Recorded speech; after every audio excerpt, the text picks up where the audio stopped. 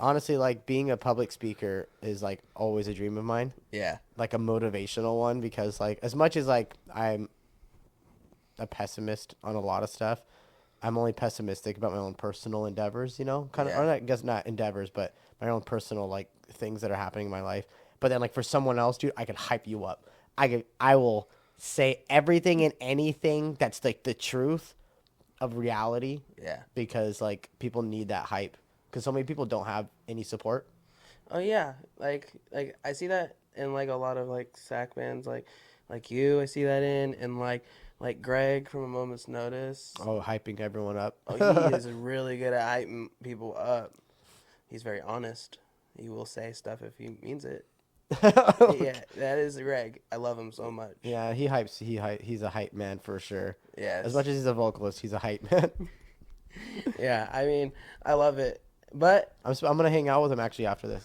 after this, Yeah, I'm gonna go to Old Sac, and he's supposed to meet up with me because we play Pokemon Go together. oh my gosh. So it's gonna be me and him and my buddy Vaughn. And then do you know Harold? He hangs out with Why does that sound so familiar? Who's he hanging with? he hangs out with my God, why am I drawing him like Kyle Anderson and all of them? Oh, I think if I saw a picture, I'd probably be able to Yeah, like- I don't remember Harold's last name. Sorry, Harold, if you watch this. I don't remember your last name, but yeah, where he's hanging out. He's teaching, or he's playing Magic with Greg right now. That's how nerdy we are. Yeah. By the way, guys, if you don't know, this is Ryan from Titan, Hello, and that's me. you may be going, Chris, you're not in a green room?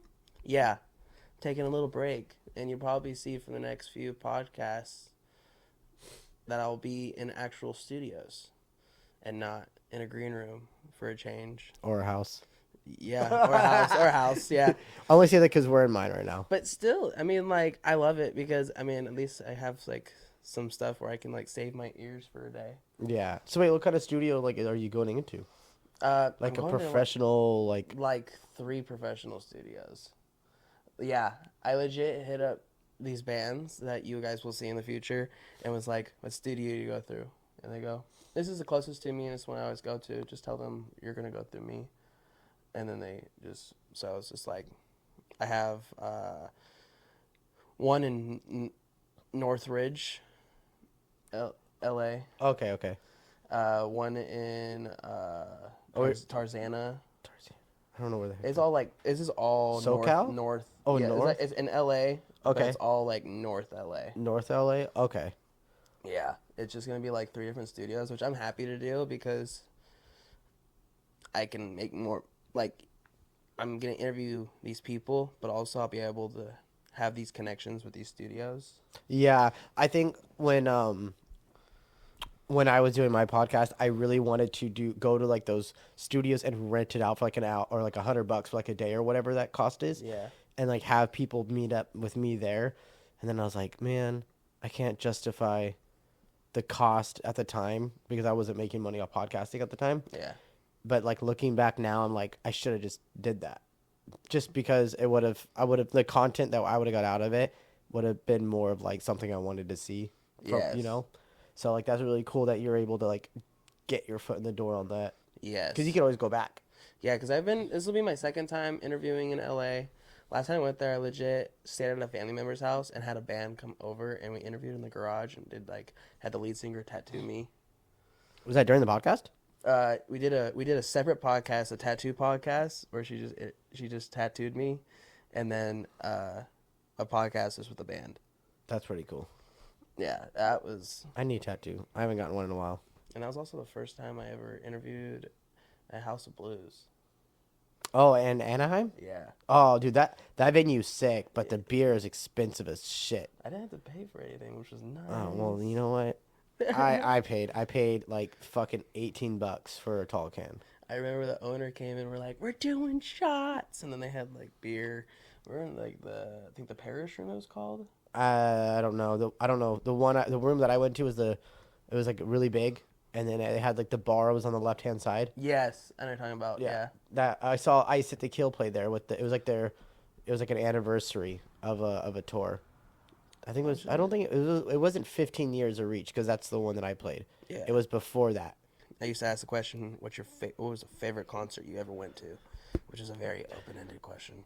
No, that's a good question because like, because if you, okay, hypothetically speaking, if that was a question for me, what's your favorite concert you ever been to?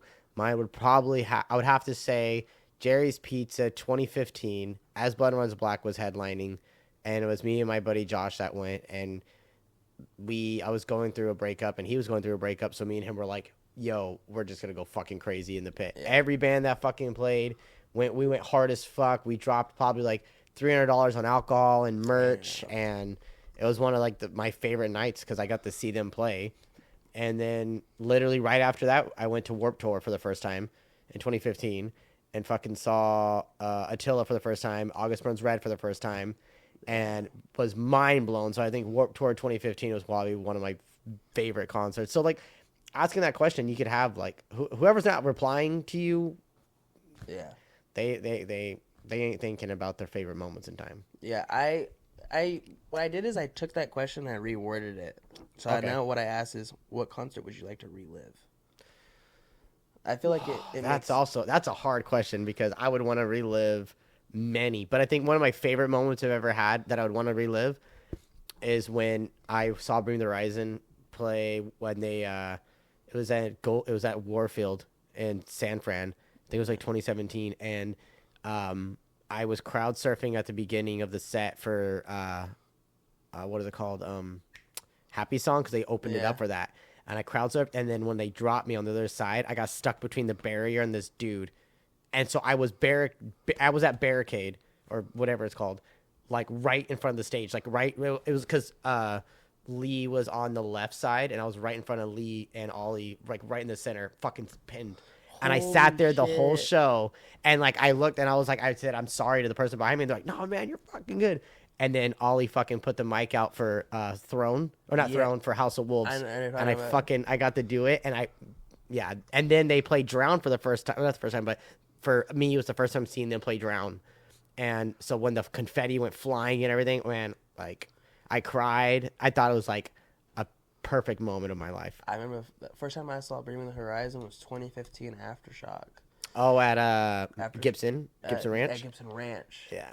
That was a tough year. I missed that one. I didn't go. I wanted to go. That's when them and A Day to Remember were doing the, they were on like a run, a bunch of shows, and I missed that one. They were doing the Self-Help Fest. Yeah. And Bring Me was playing all of Sepultura and fucking Suicide Seat, or not Suicide, and There's a Hell, and then Day to Remember was doing Common Courtesy, like full through, and that's like my favorite album by them. Holy shit. I love Common, and I missed the whole thing because I had no one to go with. And I was telling people, I was like, I'll buy tickets. Like, I don't want to go. I'm like, I don't want to go alone. I should have went alone. That's why I go to shows now alone. I go to shows all the time. Oh, yeah. All the time by myself. Because I don't want to miss, like, another amazing moment like that. Yeah. I ran into Will Ramos at Aftershock. Mm-hmm. Oh, is that when he was walking on day 2? Or day... Yeah, it was Saturday, right? When he was walking around? I think he was walking around, but he had what he did is it was the day with he had the fucking hoodie. Oh yeah, and the hoodie, right? Yeah, I think the hoodie. He was trying to keep like and his hair's just falling out. I know. I was like, I know it's you. I see your hair.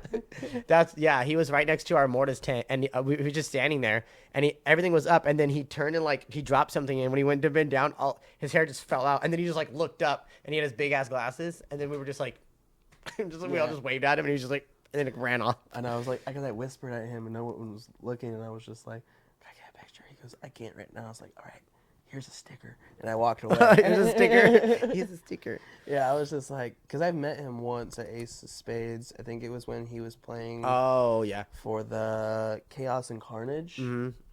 And wait, was that Chaos and Carnage? Yeah, because it was March of 2022? Yeah. They were playing with Suicide Silence, and... Yep. Yeah, I remember that, because I remember people were like, after Lorna played, everyone left. I'm like, dude, that room was still full for Suicide. What are you talking about? Everyone left. The room was still fucking packed with hella people. Yeah. Yeah. But I will say, dude, like, I became a huge Lorna Shore fan this year after their set. Their set at Aftershock blew my mind. Because I ran into... Jonathan from Cold Flame and the videographer from Caliber. Tyler or Fredo? Fredo. I was gonna say Tyler was there. I'm stupid. Fredo. Yeah. I ran into him, and me and Fredo were just like, Fredo goes, I swear to God, they just had hella pyro left and just smoke, and they just said let them use it all. Because that shit was just... Dude, it was fucking wild, dude. Like, their set, Lorna Shore's set at Aftershock was my favorite set of the weekend. Because everybody was like... Easy. Because people I know were like, why do you really want to go see Lorna Shore? I was like, I've never seen them play at an outdoor festival at night. Because I already knew the production was going to be good. Yeah. It's Lorna Shore at night. And I was like, I already know they're going to... I was like, didn't Will say that was their first time they ever used pyro? Yep. It was like I think I remember him saying something like, I know pyro was in the sentence, but I think he said a full. He was like, this was like the first time they're having a full performance, like a full like stage performance with everything. Yeah, I think that's what it was, because it was insane. And I like, if you missed that shit, or if you think you have seen Lorna Shore play good, with them having that, blew my mind. I couldn't stop watching the show because I was so mesmerized, and I wanted to see how it ended. I needed to just watch every moment of the fucking set. Yes, the whole band did great too. It was phenomenal. And goals, like they are so ballsy, and to start with To the Hellfire, just straight up open their set with their biggest fucking song. I was like, me and people around were just like, damn, they got some big balls doing this. But they still, after that, they just dominated. Yeah. Dominated. Yep. I was just like, oh. Their set flown so well together. But, you know, I've had a few people always ask us, too. They're like, every show you play, you open up with your biggest song. Yeah. And I'm like, because it hits perfect. Like, yeah. It might be our biggest song, but I would rather the set list make sense and, like, hit hard than, like, be like, oh, I just want them to play this song. But it also grabs the eyes of everybody. Yeah, that's around. Because then they'll come and watch the rest of the set. Yeah, they'll be like, ooh, wait, what?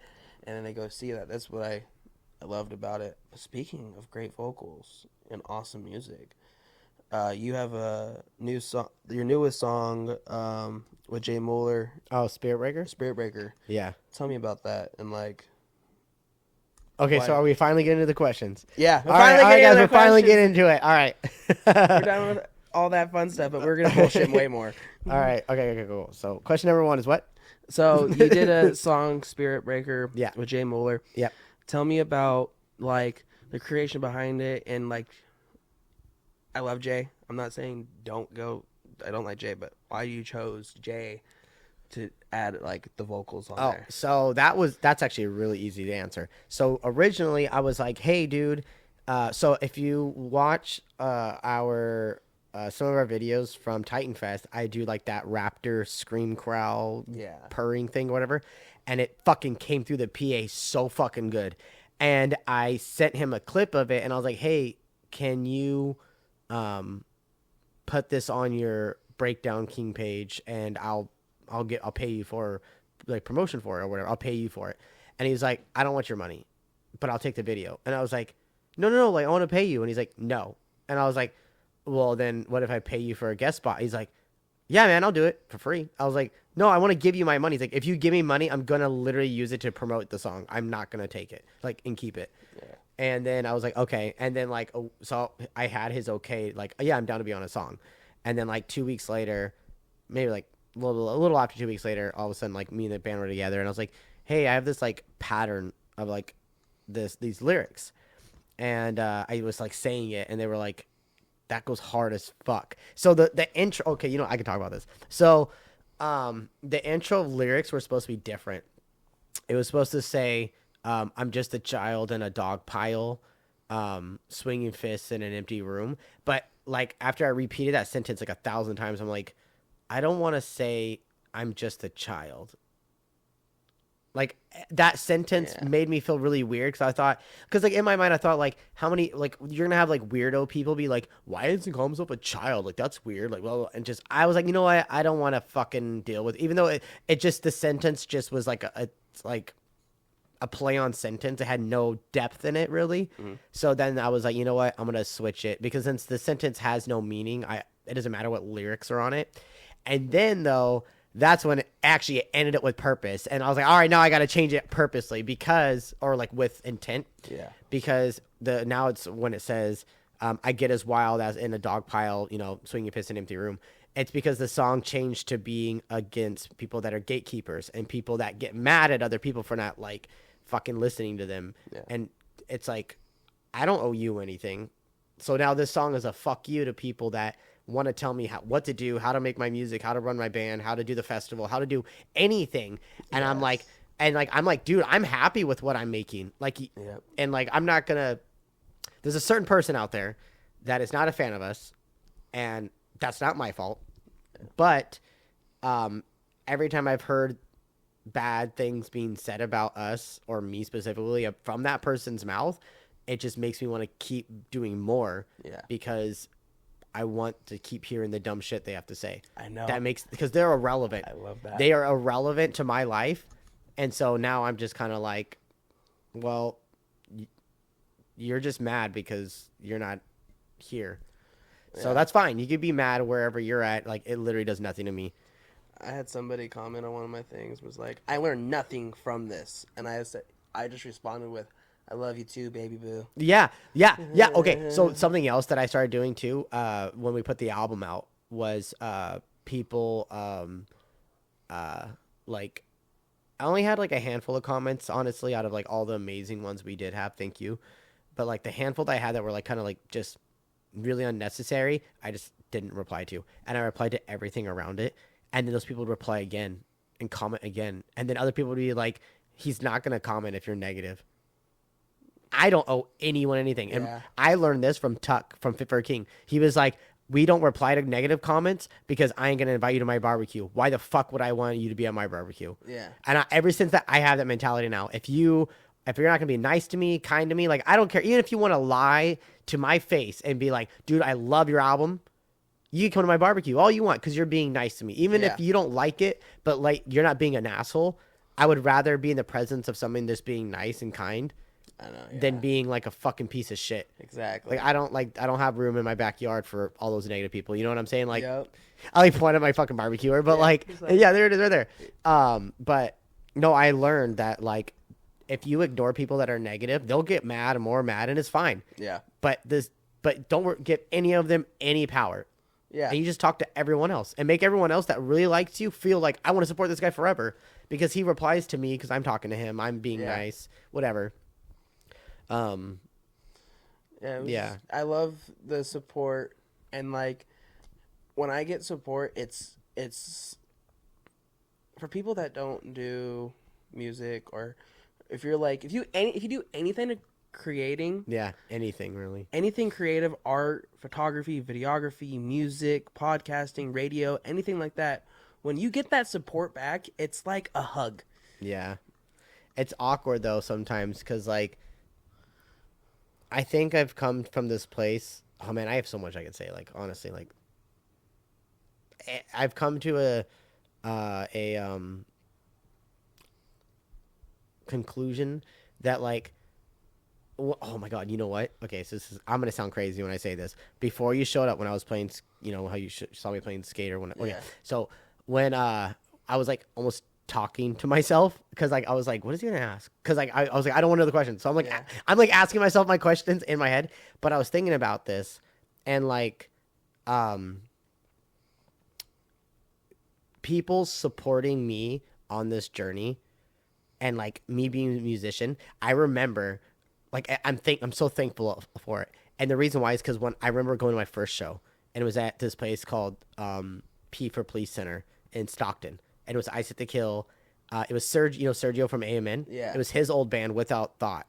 Oh shit. Yeah, and I never first metal show anything, and it was 2012, and I went, and I was alive. Like, it was amazing. And then I went to more local shows in the area, in series at this place called the Workshop back in the day, and I just remember like, I felt like amazing to be able to, like, I thought this is success. These musicians playing here, whether they're local bands or not, they are successful because they are playing shows. Like, they have merch and like people are throwing down. So I was engulfed in that feeling.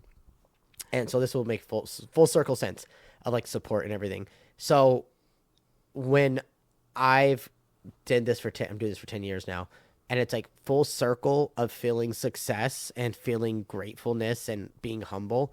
It comes to this part of like, what did you determine success to be?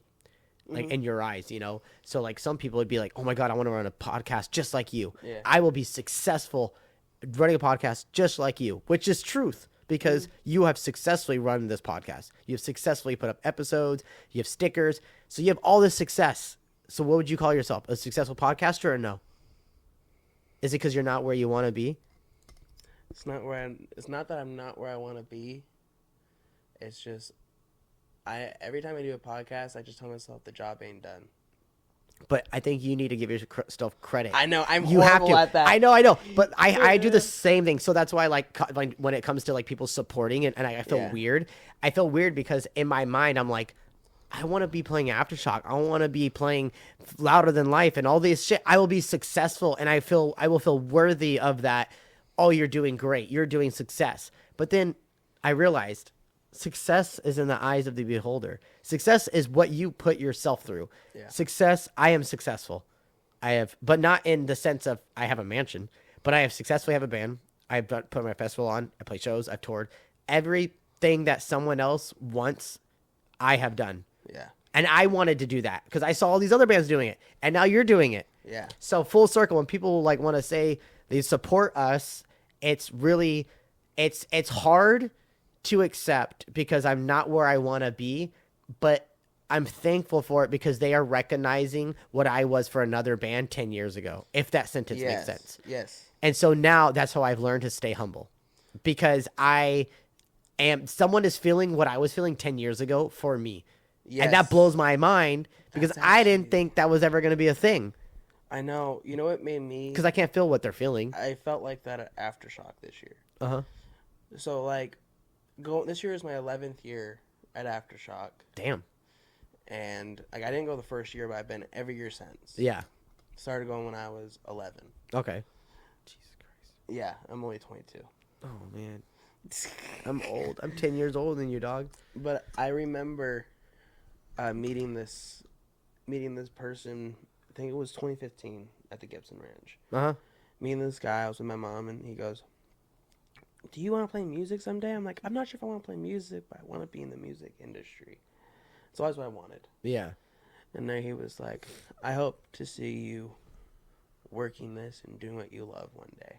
And I was like, "You're funny, you're crazy." And then this year, like, support from 98 Rock, support from Sirius XM, support from Steph, the support from everybody there, and people recognize me and call me the Aftershock Tattoo Guy or Mosh Pit or Chris. It was just like this weird thing of just like full circle of like if 11-year-old Chris that went to his first Aftershock saw me now, he'd be like very confused and be like, "How the fuck did you do this? Like, how'd you get there?" Yeah. And I think people ask me how I do what I do. I can never give them a straight answer, but I think I can now. It's, if you, and it sounds fucking cheesy, but it's, if you have something that you're so happy about doing, it doesn't matter what it is.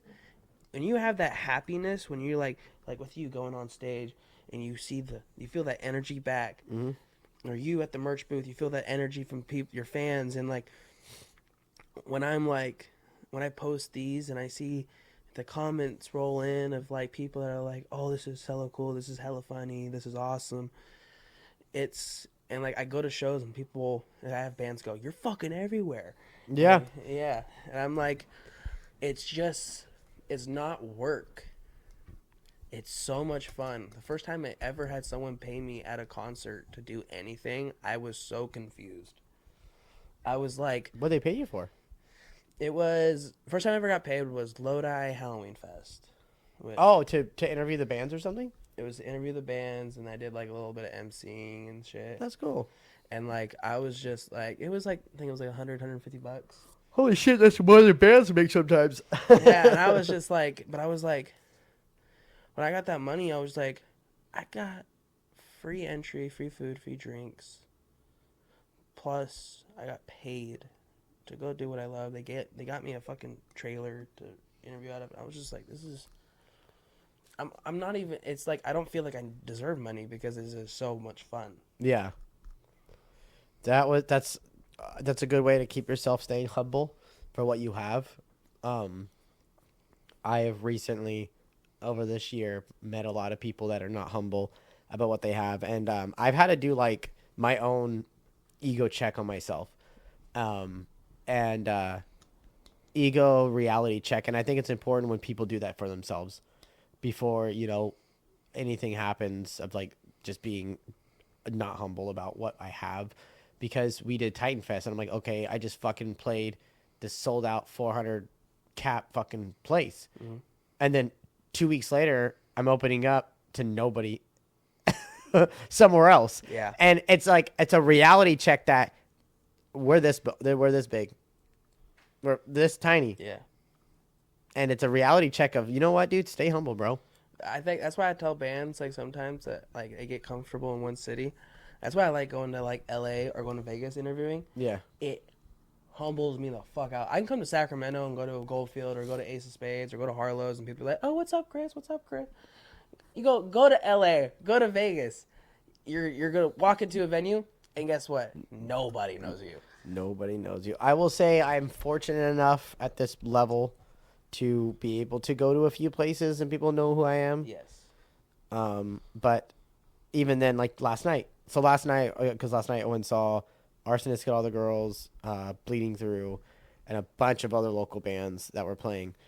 And I went in that room and I was thinking to myself, okay, these are the bands I know that are playing. I know the members from all these bands. So I'm expecting to know their fan base since I see them at all the shows that I go to. Mm-hmm. Fuck no. I knew only those band members, and like I knew like no one else. I knew the guy that put it on, and I knew like 3 other fucking people. Yeah. That was it. Out of the 400 people that were there or 300 plus people that were there, fucking no. At least no one said anything to me. Yeah. So like and that's in Santa Cruz. Yeah. So like sometimes even like 3 hours away or 2 hours away, people don't know who the fuck you are, you know? Yeah, I've been with bands too that I go say hi to like headliners or some shit like that. Like that show you did Ice Had to Kill with. Uh-huh. Never met them. Didn't schedule anything with them. I tried to schedule, but it's hard to. They're on tour and stuff. Yeah. So what I do is I have questions ready. I have everything ready. I'm already there interviewing a couple other bands. I'm interviewing Red Star and Lightworker? Cold Flame. Cold Flame. And I just walked up to them. I just said, hi, I'm Chris Porter. I'd love to hang out and go downstairs and do a podcast if it's okay with you. And they're like, yeah, totally. And they go over to Chad and go downstairs and interview them. He goes, oh, all right. And then, which I love Chad. Shout out Chad. Chad. And Chad from Goldfield. But like I've done like stuff like that. Like when I met the lead singer of Keonashi, Mm-hmm. I was showing him my work. And he goes, I've seen your work. He goes, how much do you charge for a 360? And I was like, $50 and just buy me a beer. And he goes, got you. Yeah, I've seen, dude. I love when I see your video when you're doing the fucking thing. I love that, and I'm like, I want one so bad. I want to get so sick. I know. I think I want to do that. I want to do one for you. And like, there's only like, I just don't do it a lot. And I know I don't really post them anymore. I give them to the bands. Those are theirs to post when they want and they feel. Yeah, free but to. I think you should definitely post clips of what you do as well. Do you know the YouTube reactor Orion Reacts? Yes. Dude, he does video stuff, and he does the music thing, but then like he goes to shows and he fucking videos and he does all that shit too. Yeah. And like, I mean, not trying to tell you what to do, but like, if you're good at something, then keep doing it. Yeah. And people like it. And people now say it's like my niche. Yeah. Which is good to have. Like people will go like, oh, I can tell if Chris is there if you see a long ass fucking stick in the air. Yeah. You're the only person I know that has that. Yeah. Everyone else just has like their camera around their neck or. And I've had times where videographers go, you can actually get an actual camera, right? And I go, I'll like show them a video and they're like, never mind. No, because you use a GoPro, right? It's a GoPro 360. Yeah, it looks sick. Yeah. Oh, that's sick. And it has an in-editing stabilizer, so it looks like it's like a drone and shit. And That's so fucking level. cool. We need that. Oh, my God. And like when I got it, people were like, how is this gonna work? And I was like, my first couple of videos were shitty, but then I like Spirit Breaker, yeah, no, it was like, sorry, like that was like a fucking 20 minutes, man. It's all good. I love these kind of tw- podcasts. We're just bullshit. Yeah, Fun. 20 minutes of trying to get to this point. So basically, the song was written on a Sunday, and we were all sitting here, and I showed them the line of lyrics, and then I went on to go get food while everyone was still like jamming it, or jamming an idea for it, and I went to get food. And on my way to get food, all of a sudden the jingle in my brain went, "Praise God on your knees." I said, "Praise." I said, "Oh." And I was like, "Oh, shit." And I texted the chat, and I was like, "Stop what you're doing. I have a new idea." I literally just turned around, and I came straight back to the house, and I was like, "This is what it's going to be." And everyone was like, "That goes so hard. How'd you come up with that?" I was like, "I don't know. I was just like thinking about it on my drive to the fuck get food." And then we wrote that song that Sunday. Tuesday comes around, went to the studio, recorded the whole thing. Damn.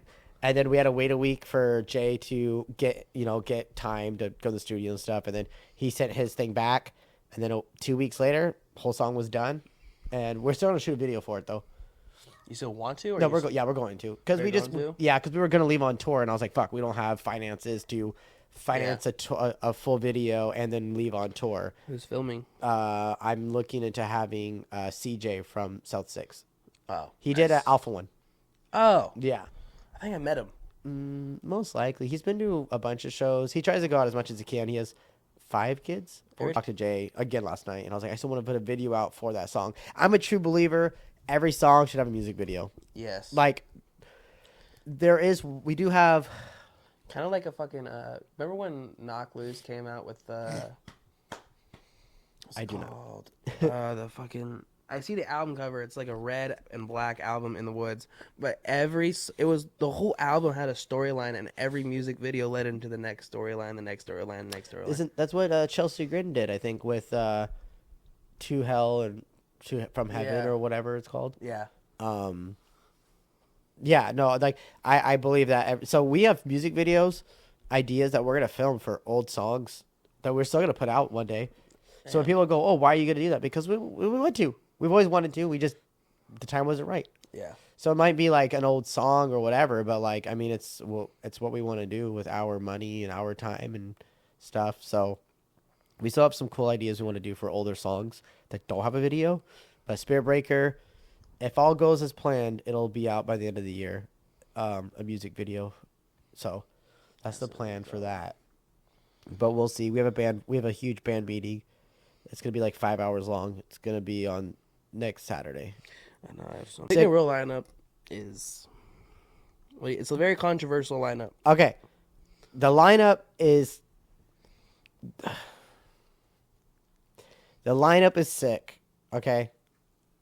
It's just too much.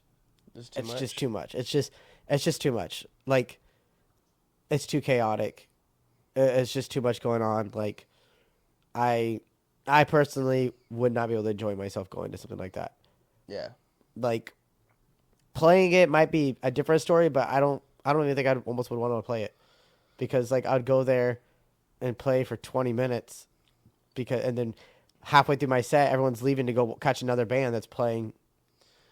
I don't know. To me, it looks too chaotic. One thing I like about it is they have the rotating stages. Yeah, that's what I heard.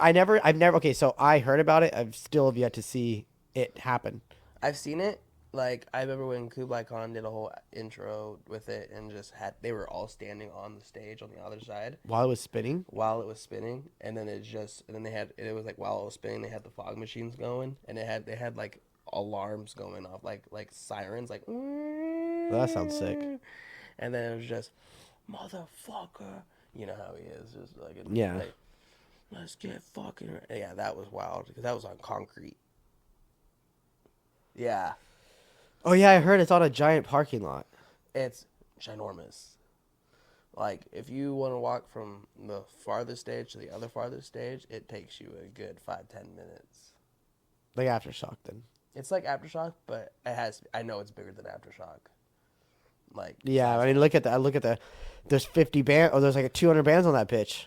Yeah, there's but I mean, like, what I like about it is there's bands on it that I really love that I've never seen.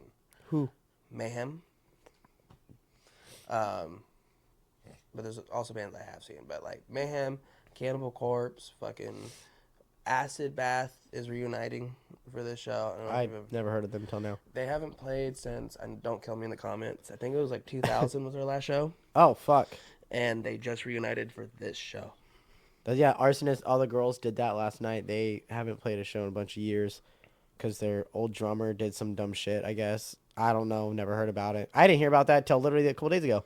Yeah. Someone was like, I can't hear blah, blah, blah. And they're like, no, that's not the same guy. They got a new drummer. Like, it's a different guy. So they're like, well, then it's not the original lineup. Because if it was, then the controversy would be there. Yeah. So, yeah, it's technically the original lineup for everyone else, but new drummer, which makes sense. Yeah. Plus you got Kitty. Kitty? Oh, the band Kitty? Yeah. Oh, I think about Kitty, like photographer Photographer Kitty. Kitty, Yeah, yeah. that's the only person I know I can think of during Kitty. Kitty. They are really good supporters of me. I love them. And then like Under Oath, 7 Hours of Violet. The last time I saw Under Oath was at that Bring Me the Horizon concert in 2017 at Warfield. Oh, I haven't seen Under Oath since I think their last Ace of Spades show, maybe. Aren't They playing this Yeah, month? no, they're playing in November. November. Yeah, Like 2 days at Ace of Spades. yeah, back to back. Yeah. I don't know if I could go to a show that's back to back like that. Yeah, I can't. That's just I don't Like, have the energy for that. With same lineup, no. If it was like, so I did for Metallica because it was two different set lists. Two different. Yeah. That makes sense. That makes 100%. Yeah. But yeah, I don't know. Titan Fest is gonna be Titan Fest. How can I say it? Should I say it? You have some stuff figured out already about it? Oh, we have a lot already. Damn. I have. It's all 3 days are already booked. Comment down below if you want to see Mosh Pit Podcast at Titan Fest 2025. That's something we're gonna try to figure out how we can make happen. Is like have a media room or a room of some sort that's like that because you didn't go this year, did you? No. No, I couldn't. No. I think it was sick as hell. Yeah, no, it was where it's at, like there's like a main lobby area that's where like so it's hard to explain in a way, but like there's a main lobby area because it's at a brewery. Mm-hmm. So the main lobby, like if you want to just go and not pay, you can go in the main lobby and be there and drink beer and hang out with everybody. But as soon as you walk through the double French doors, that's where you go to the actual concert part. That's where the live music is and all the merch and everything. Is there good parking? Yeah, dude, there's so much parking. Titan Fest. So basically, I'll give scoop out. So as of right now, we have, so bands we took down the band submission option because I have after this year, my list is over like 190. It went from earlier or last year or this year technically we had like 80, so it was like that's a lot, and I could only put so many. And then it fucking ramped up fast. And then I have like, people like you talking about it or telling their friends or friends knowing each other. And then they're like, oh yeah, I could get you in. Or, hey, I could talk to this guy. Hey, I could talk to this guy. And then I have all these bands adding me whenever like people promote, like when Jay promotes anything from the festival, like fucking people are like in the DMs on Titan Fest. I had to mute my Instagram for Titan Fest because every time he posts something, it blows up, which is nice. Thank you. But it's awesome. It can get stressful. Yeah. So, as of right now, this is going to be the first I'm actually talking to anyone about it. We're planning on, actually before that. So Nicole, the lady that books the whole thing, she fucking like went to all the major places out there and was like, hey, we're doing this a huge event. It's going to be run from this time to this time. And if any of your staff wants to come, we'll guest list all your staff members. So you guys could close down and hang out with us, blah, blah, blah. Cause like, it's going to get crazy. And they were like, okay, yeah, sure. They didn't really expect it to happen. Everybody shut down because they heard all the live music. They heard all the commotion. They saw all the cars and they were like, okay, we see like hundreds of cars. Where the fuck is everybody? And then everyone's like, oh, that's Nicole's party that's happening. And then like all the brewery people came over and like they were all like checking it out and having a good time. We had a bunch of off-duty officers there, like not doing security, but they were all there like if something was to happen. And then I met all of them and talked to them and they were all like having a great time. And they're like, that's really cool, like, seeing this happen. Like, Nicole's been an old friend of ours, and, like, she asked for us to, like, come and hang out. Just keep it on everything. And There was only one couple that got a little too much drunk, but they were cooperative when there was like, hey, can you leave? You guys are being dumb. Yeah. No, yeah, that's fine. So I call that success. Very much so. Yeah. And it was nice that I did have on-duty officers there or off-duty officers there, but on-duty, off-duty, Yeah. just being careful. It made me feel a lot better knowing that if something was to happen, if some crazy person would do some shit, I would have people there that were like, we could handle it. Yeah. So that was nice. But this year, so we already talked to them about doing it again there. So that is confirmed. Tiny Fest is happening there again. And it looks like we're doing 2 days. And we're going to do a Friday and Saturday. It'll be the first weekend of August. And day 3 is somewhere else, which I'm not saying because it is confirmed, but the place might not be around if by then. So if it's not, I don't want to put this up in the air. Yeah. But they said yes to it. So that's why I've also been like low-key on announcing anything, because I want to make sure that my locations are locked in. Because last year, or this year, when we fucking announced it, I had to switch up 2 different places. Because like both venues within like fucking a week of each other were like shutting down. I don't know. That's what I guess. That's all I got. And then like we already have like we have some scheduled stuff for next year for us. But for the festival I'm doing, from what it looks like, we're doing the 2 days back to back, and it's going to be, we're the only band that's playing twice. Yeah. And because we're playing 2 different set lists. Can't say more than that. And then we have, but it's going to be a total, it's still the same price, $20 a day.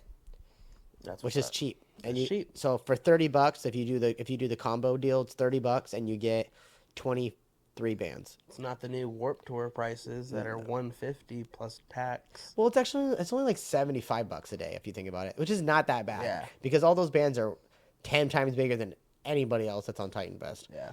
But still, at the same time, it's like you don't have to drive as far. You have to drive as far, and you're going to be around a better group of people that are more of a community and family. Yeah, I'm nervous and excited. Or I'm nervous and I'm excited. But I was going to say, like, the media part, and, like, because we want to do, like, a signing thing and, like, a photo thing, and we want other bands. We want to be able to tell bands, like, hey, like, so we're going to try to schedule things a little bit differently so that we can have, like, almost a break in between some songs. Yeah. Or not songs, but into bands. Because I thought it would be really cool to give some bands, if they want, the opportunity to have a, how do you say it, like a,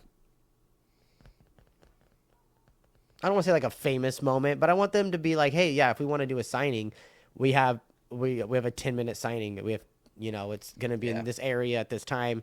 And these are the bands that are doing the signing. So I could put like 4 bands in the same room and then have everyone go in there and get like posters signed by the band if they want to do it or whatever the fuck they want to do. But I thought it'd be cool if I took like a 30 minutes out of the day or maybe like 45 minutes out of the day where there's like no live music happening. And it's us just congregating together, hanging out, and bands being able to just not yell at everybody, not yell over music, and like just hang out. And then that also helps set up the next set of couple bands and helps like bring that energy back around, because then people aren't like, man, it's just music constantly going. They get a nice break, they can talk to their friends and then go back and fucking hang out or go get food. And it's like, all right, there's a 45-minute break. Why? Well, because that's when we want people to go get food, go get beer, go hang out with the bands and not feel like I'm missing a band. Yeah. And I was thinking I can also, what we could do is I'll get like a U-Haul. Mm-hmm. I can convert it, put backsplash, add like a couch, looks like a futon or some shit in there, put some chairs, put a carpet in that bitch, a little table. I mean, there's plenty of room. So there's a parking lot connected to it, and there's a parking lot across the street. So there's 2 parking lots. Because I could totally do like a full setup, and then bands hop in the truck, do a fucking nice little podcast, do a little fucking Titan Fest, and I can make it into like a playlist. That'd be cool. I know. Do you ever heard of the Setlist guy? Yes. He's coming out because he was to come out this year, but he was like, I can't. He's like, there's another festival that's happening the same weekend, which is Scream something. I don't remember. It's called Midsummer Scream or some shit. Oh. Yeah, and he was at that. He already had tickets to that, and I was like, dude, don't even trip, dude. Yeah. So he made us a whole podcast, he put us on his website, a whole like Titan Fest thing. It was like pretty cool. But yeah, that's about it. That's all we have so far. Just because I'm being a little bit careful, but I want to get all my sponsors and all of our like I want to get everybody that's not in a band on board and getting their logos, getting a promotional thing for everybody first. Lock that in and then add the bands after. Yeah. Because it's easier for me to, how do I say it?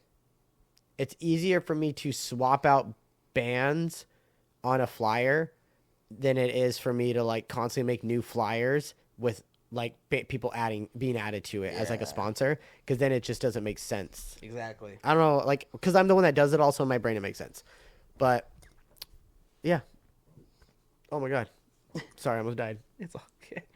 Yeah, there's so much stuff happening now. I mean, like, I was talking to who was I talking to? I was like, 2025, you have Titan Fest, you have Sick New World, you have Warped Tour coming back, you have Mayhem Fest. Are you doing Warped Tour?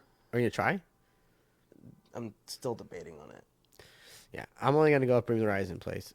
A throwback set list. I talked to people because I was like, the only location that's closest to us is Long Beach. Yeah, but that's gonna sell out so fucking fast. It's gonna be sell out so fast. I'm like, but I was like, I'll probably try hit up Media, and maybe do that. Comment down below if you think I should do Warped Tour Media. I mean, you always just message fucking Kevin Lyman on Twitter. True. Or just reply to it, or just at him and say, hey, I want to do Media. Yep. And see what he says, because like he talks to people on there. I met him in Stockton. He did a seminar, and it was so funny because like there was like a lot of people that were in there were like scene kids, and he's like he put like this little sign up in front of the podium that says, "Don't ask about Warped Tour," and we're all like, "But we want to know. We want to know, man." And then he's like, "Just wait."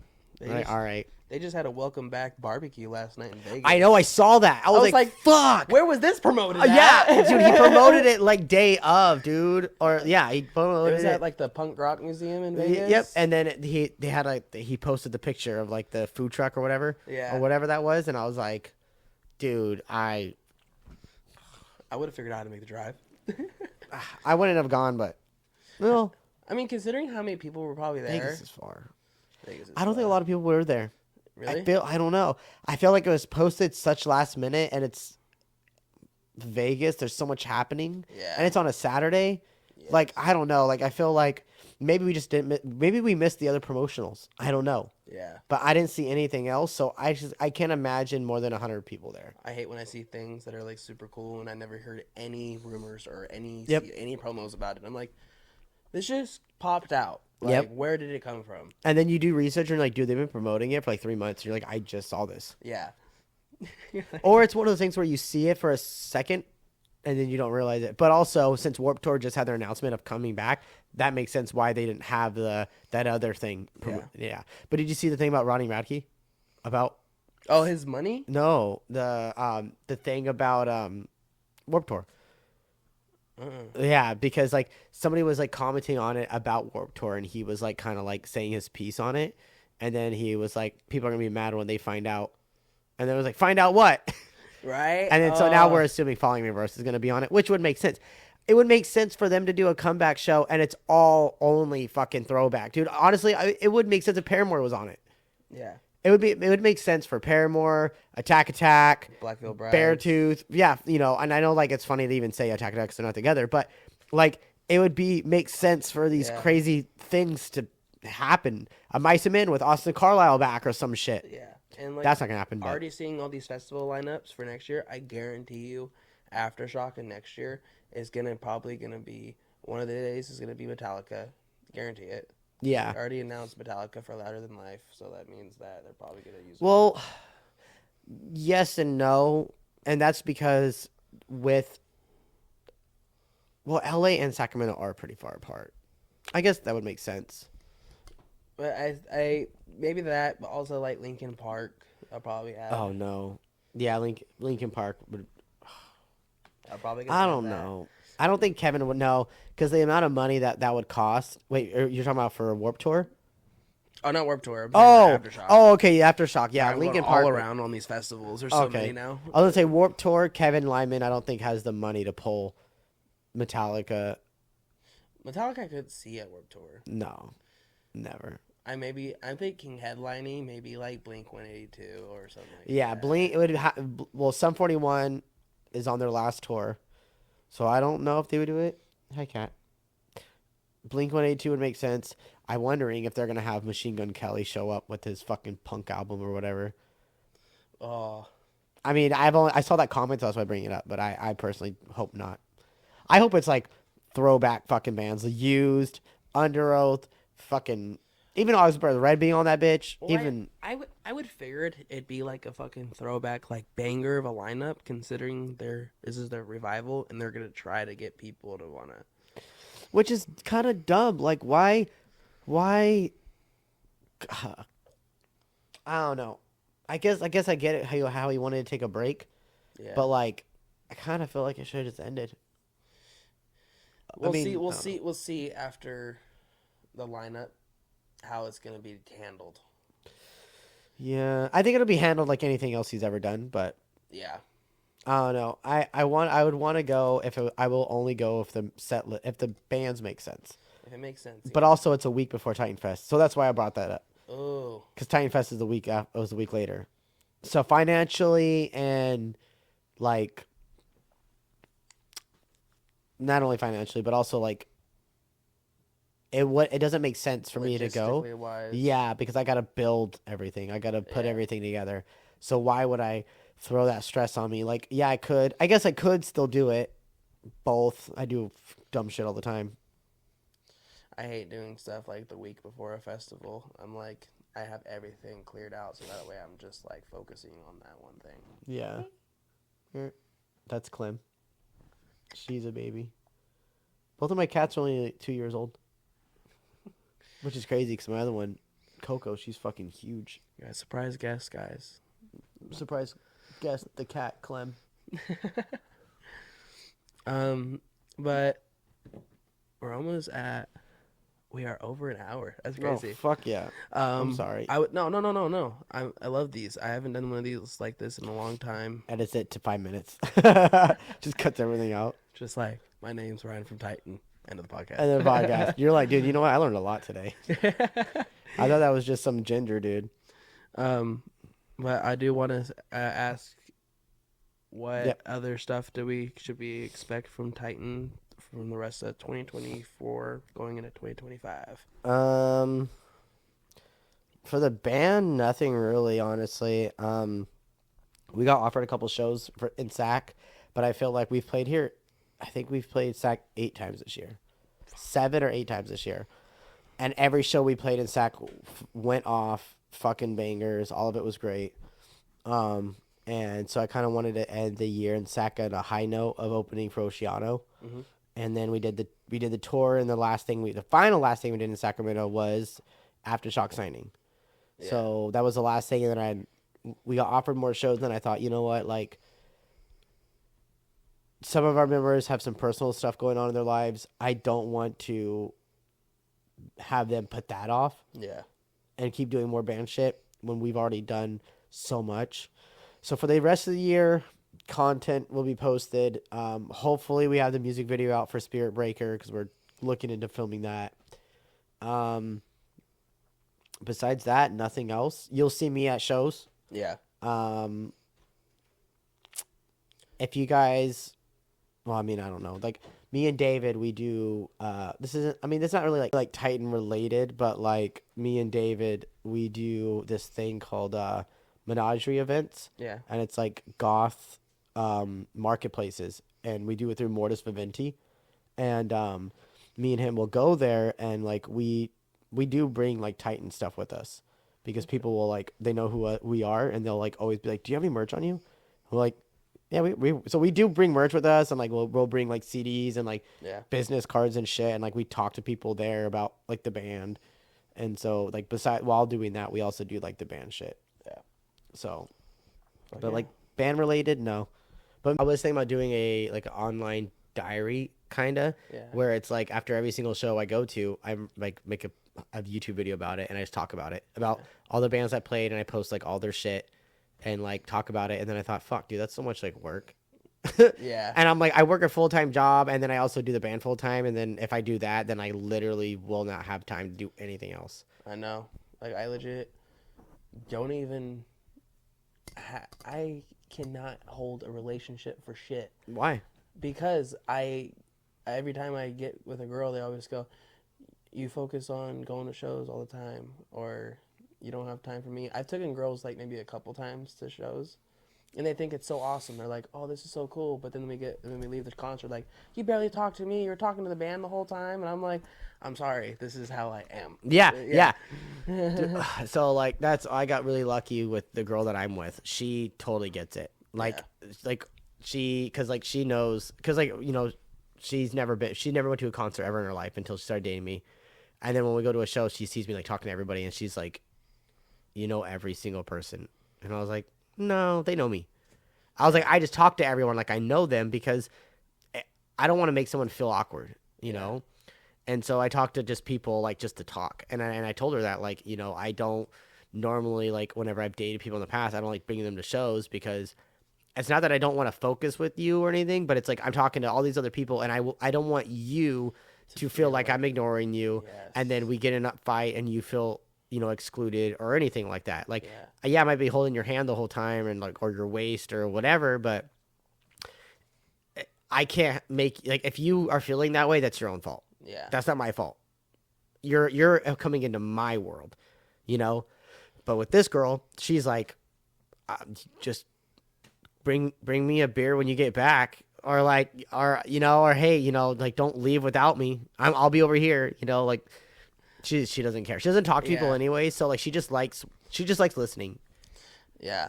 So it's hard to find somebody like that, but it's worth it when you do. Because you've taken people to shows, and it's just like, like when I go by myself, I don't have to worry about nobody. Yep.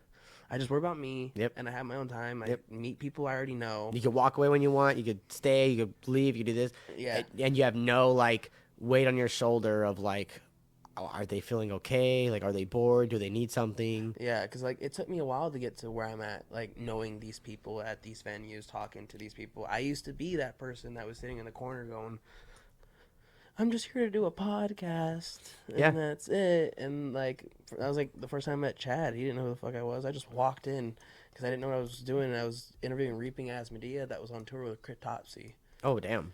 And I legit was like, that was my first time at Goldfield in Roseville.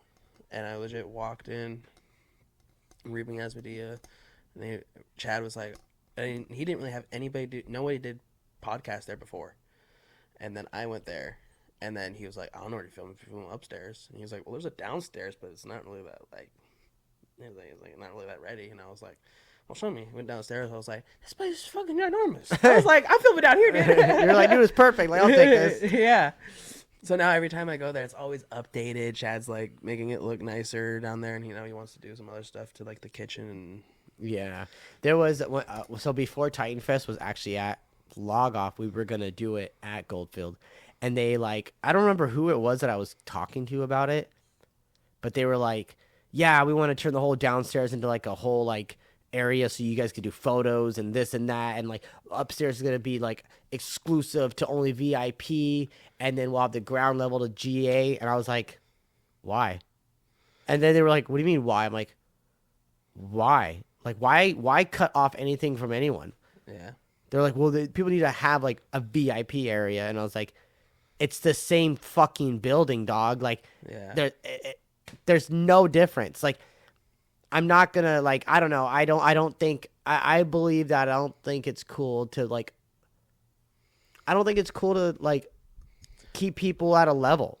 Yeah. You know, like now with the situation with Aftershock is a little bit different because like they can't afford to make the fancy restrooms for just everybody, you know. Yeah.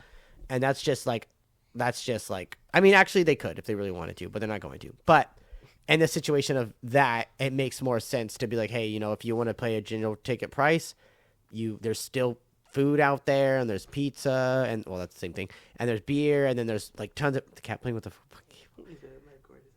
and then there's like, you know, there's beer, there's porta potties, there's everything, right?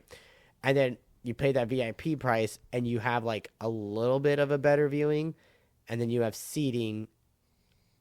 They say better food, and then there's like, honestly, the only thing that it's worth is the bathrooms. Yes. Bathrooms is worth VIP. I never paid VIP. I mean, I got VIP this year because 98 Rock was like, here. Yeah. Shot 98 Rock for doing that. That was nice. I ended up I told them already. I was like, thank you. And then I ended up giving it to somebody else that wasn't able to come to the show because they couldn't afford a ticket. So. I tried to get Titan on 98 Rock with with Human Experience, and they were like, it's too heavy.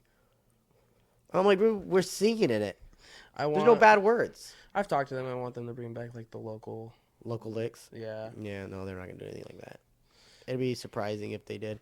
So we're working on a new song. I don't know. I kind of don't want to do it, but we're working on a rock song, like actual rock song, where like I'm not even doing vocals on it besides like one phrase, and David's doing the rest of it. Because like I was like talking to the guys about it. I'm like, dude, I'm 32, and like we can make a rock song and put it out on like radio, and maybe it'll blast off, and then we could just write only heavy shit and just get like a moment of fame for a bit and just fucking get out there. Or we could stick to our guns and just make more songs like Spirit Breaker. I don't know which route to go. Yeah. I really don't, because I could either sell out, quote unquote. So, yeah, sell out, but at the same time I'm like, dude, like, you're not worried about my bills. I'm worried about my bills. Yeah. You're not worried about my health. I'm worried about my health. You know, like, you're worried about the song I'm writing. I'm worried about what I'm eating tomorrow.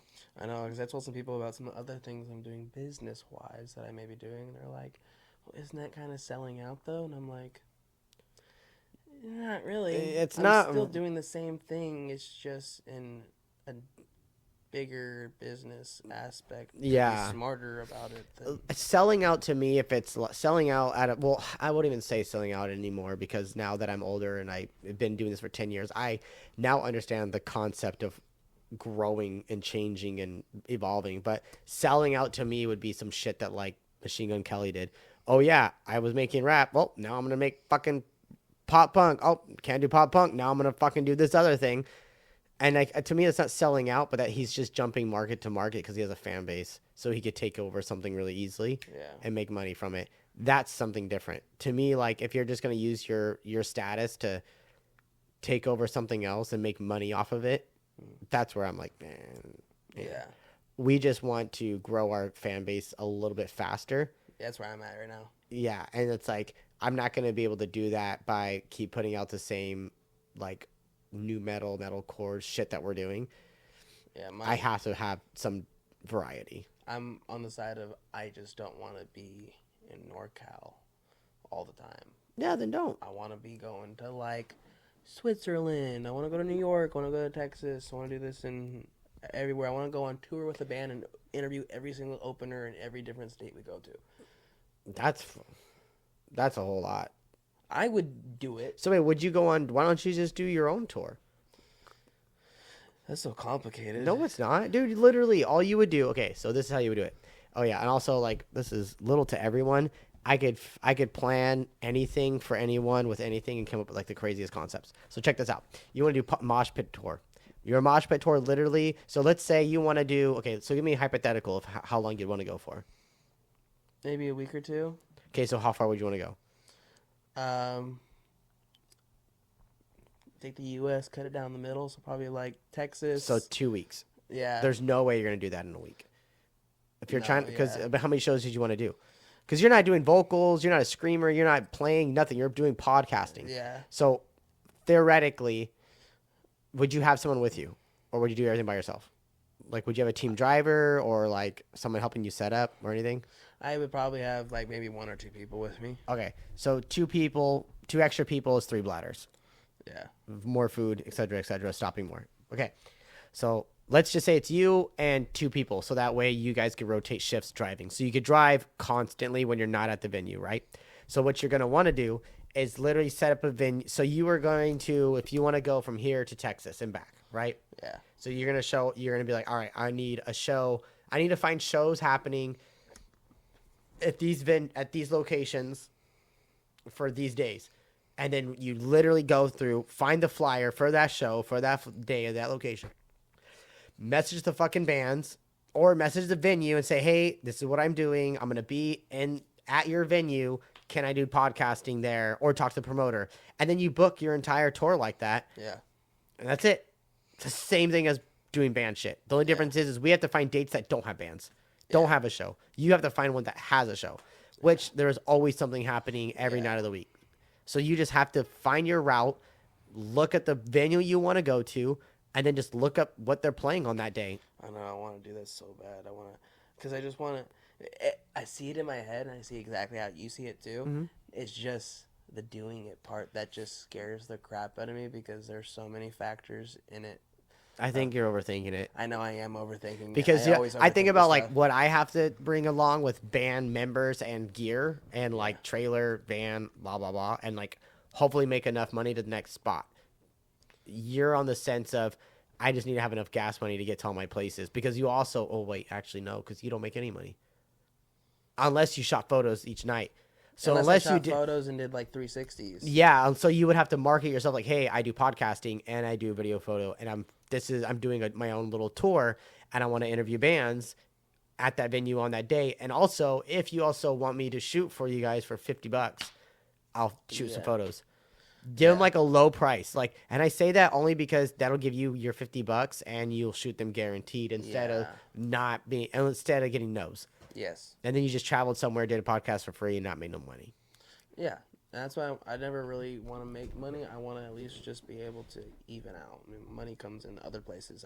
Yeah, but I mean, so I was talking to Jay about this last night from Reminiscence. And like, at the end of the day, like, yeah, we're not in it for money, but money is what helps me keep going. Yes. Because if I'm not paying bills, I'm not fucking eating, I'm not paying for my gear to get fixed or whatever, then I won't play a show because I don't have gear. I won't or I'll be dead because I didn't eat. Yeah. So, like, money is being made. Like, Titan Fest can't grow if I don't sell tickets. Yeah. If you come out even, it's not going to be worth it. Yeah, because then I can't put money towards the next year. Yep. And so, like, this year cost us a lot. Like, is there anything else, though? I don't really have anything else. Okay. It was awesome. I haven't had this long of a podcast in a while. It's going to be so much fun. I'm actually excited about this one. I want to end up rewatching the whole thing while I'm at work. Yeah. I'll throw it up on our big TV and we'll watch it. Fuck yeah. Yeah, because, like, that's what we watch podcasts and shit like that all the time at work. So I'll just be like, hey, I did a podcast. If you guys want to watch it, and we'll throw it up. Oh, yeah. And then they'll just listen to the shit all day. Well, thank you. Yeah, Ryan. thank you. And I'm tired. All the stuff will be down in the link below. And his Instagrams, link trees, YouTube's, Titan Fest stuff, everything will be down here. So go follow, listen to all this stuff. Thank you. Listen to their newest song, Spirit Breaker with Jay Mueller. And we'll catch you next week, Mosh Pit. Hell yeah. Is there like a sign off? Yeah. Do you have a sign? Am I supposed to say something? No, I don't really have a sign. All I say is, I'll catch you next week, Mosh Pit. Oh, shit. I cut that off. I'm sorry. Don't trip. Fuck! No, I'm just... fuck. That's the second. Yeah, that's just like that. Just fuck. Thank and then you. Just freeze right there. I appreciate you. No problem. Yay!